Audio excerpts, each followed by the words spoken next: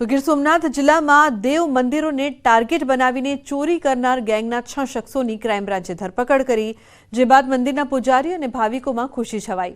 પોલીસને આશંકા છે કે આ તસ્કરોએ ન કે ફક્ત ગીર સોમનાથ પણ અન્ય રાજ્યના અનેક મંદિરોને પણ નિશાન બનાવ્યા। પોલીસે આ સમગ્ર મામલે તપાસ હાથ ધરી છે। મંદિરમાંથી આ તસ્કરો આભૂષણો, દાગીના અને રોકડની ચોરી કરતા હતા। પોલીસે તેમની પાસેથી ચાંદીના ધાતુના ઢાળિયા 5 કિલો ચાંદી સાથે જ રોકડા 49,000 રૂપિયા તેમ કુલ મળીને મુદ્દામાલ 2,72,300 રૂપિયા કબજે કર્યા છે। અન્ય વિસ્તારમાં કયા કયા મંદિરોમાં ચોરી કરી હતી તેની પણ તપાસ ક્રાઇમ બ્રાન્ચ કરી રહી છે। સ્થાનિક એલસીબીના અધિકારીશ્રીઓને માહિતી મળી કે આ જે મંદિર ચોરીમાં જે આરોપીઓ સંકળાયેલા છે તેઓ કોડીનાર વિસ્તારમાં એક જગ્યાએ ભેગા થયેલ છે। જે અનુસંધાને પોલીસે માહિતી અને ટેકનિકલ સર્વેલન્સ અને હ્યુમન ઇન્ટેલિજન્સના આધારે માહિતી લઈ અને એ જગ્યાએ પહોંચી અને તમામ 6 આરોપીઓને પોલીસે રાઉન્ડ અપ કર્યા।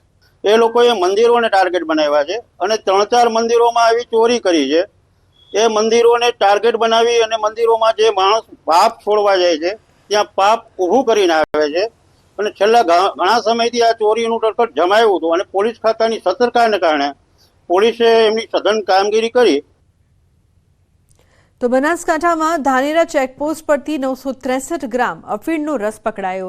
નેનાવા બોર્ડર પર 963 ગ્રામ જથ્થા સાથે રાજસ્થાની યુવક ઝડપાયો છે। પોલીસે વાહન ચેકિંગ દરમિયાન લક્ઝરી બસમાંથી અફીણના રસ સાથે દીપક જાટ નામના વ્યક્તિની અટકાયત કરી છે। પોલીસે 96,300ના મુદ્દામાલ સાથે યુવકની અટકાયત કરીને તપાસ હાથ ધરી છે। તો સુરેન્દ્રનગરના લીંબડી રાજકોટ હાઈવે પર મોડી રાત્રે અકસ્માતમાં 2 યુવકોના ઘટના સ્થળે મોત નીપજ્યા। સાયલાના ગોસડ ગામ પાસે કાર મૃત પશુ સાથે અથડાતા કાર ચાલકે સ્ટીયરિંગ પરથી કાબુ ગુમાવતા અકસ્માત સર્જાયો હતો। અન્ય 5થી વધુ વ્યક્તિઓને ઈજા પહોંચી છે, જેમને સારવાર માટે હોસ્પિટલ ખસેડાયા છે। પોલીસે ઘટના સ્થળે પહોંચીને વધુ તપાસ હાથ ધરી।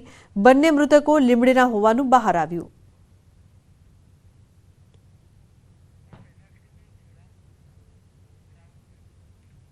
તો અમદાવાદ વડોદરા એક્સપ્રેસ વે પર ચકલાસી પાસે અકસ્માત। ટ્રકની પાછળ ટ્રક ઘૂસી જતા સર્જાયો અકસ્માત। અકસ્માતમાં એક વ્યક્તિનું ઘટના સ્થળે મોત થયું, જ્યારે એક વ્યક્તિ ગંભીર રીતે ઇજાગ્રસ્ત છે। અકસ્માત થતાં પાછળની ટ્રકના કેબિનમાં 2 વ્યક્તિ ફસાયા હતા। અકસ્માતની જાણ થતાં જ આણંદ ફાયર બ્રિગેડની ટીમ અને એક્સપ્રેસ હાઈવે પેટ્રોલિંગની ટીમ ઘટના સ્થળે પહોંચી હતી। આણંદ ફાયર બ્રિગેડની ટીમ દ્વારા ફસાયેલ બંને વ્યક્તિને બહાર કાઢવામાં આવ્યા છે। ગંભીર રીતે ઇજાગ્રસ્ત વ્યક્તિને તાત્કાલિક હોસ્પિટલમાં ખસેડવામાં આવ્યો।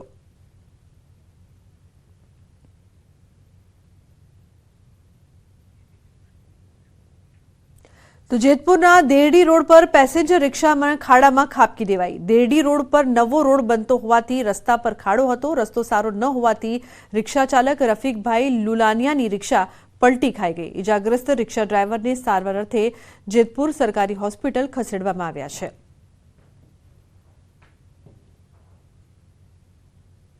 તો પેસેન્જર રિક્ષા ખાડામાં ખાબકી હતી।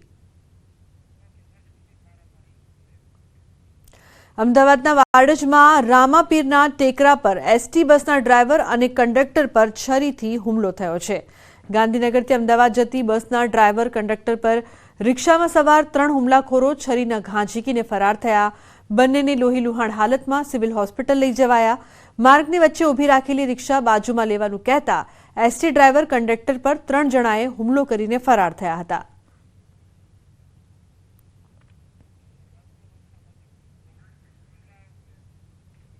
તો રાજકોટમાં 2 યુવતીઓએ મચાવી ધમાચોકડી। દુકાનના કર્મચારીઓ સાથે બંને યુવતીઓએ માથાકૂટ કરી। બંને યુવતીઓની માથાકૂટ દુકાન બહાર લાગેલા સીસીટીવીમાં કેદ થઈ છે। બંને યુવતીઓની હરકતો સોશિયલ મીડિયામાં વાયરલ થઈ। બંને યુવતીઓ નશાની હાલતમાં હતી। બંને યુવતીઓને દુકાનના કર્મચારીઓ સાથે અપશબ્દો બોલી માથાકૂટ કરતા લોકોના ટોળા એકઠા થયા હતા।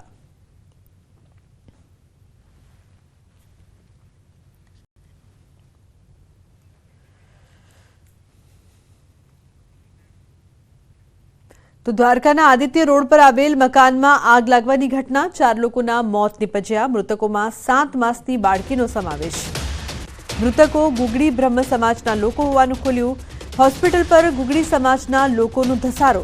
4ના મોતથી સમગ્ર સમાજના લોકો ઘેરા આઘાતમાં છે। તપાસ કરતા આગ શોર્ટ સર્કિટથી લાગી હોવાનું અનુમાન.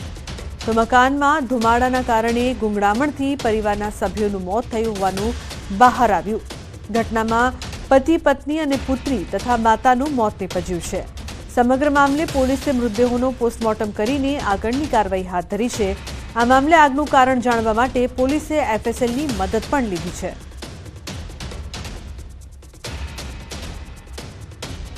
તો 4 લોકોના મોત નીપજ્યા છે, જેમાં 7 માસની બાળકીનો પણ સમાવેશ.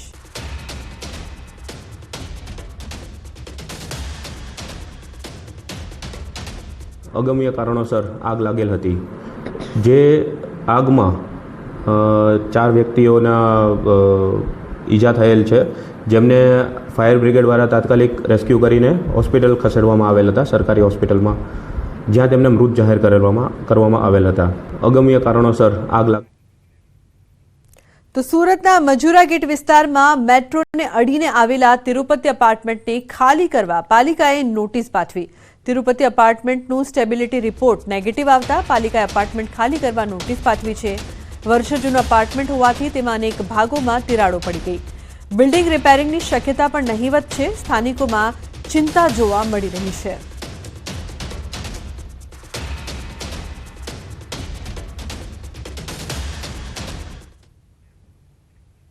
તો બુલેટિનમાં હાલ બસ આટલું જ. તમામ મહત્વપૂર્ણ સમાચાર માટે આપ જોતા રહો ન્યૂઝ 18 ગુજરાતી. નમસ્કાર.